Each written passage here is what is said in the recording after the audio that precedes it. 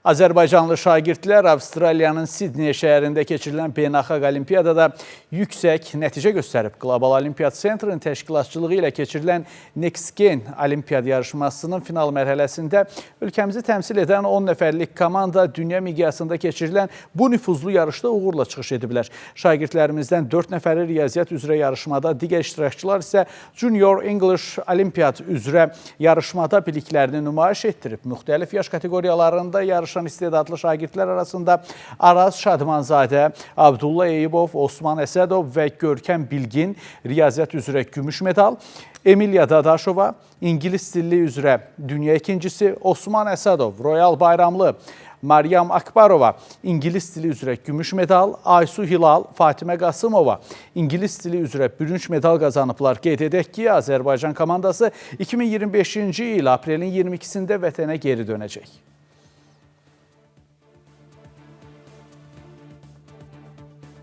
Dünya birincisi olaraq bayrağımı orada yüksəltdim.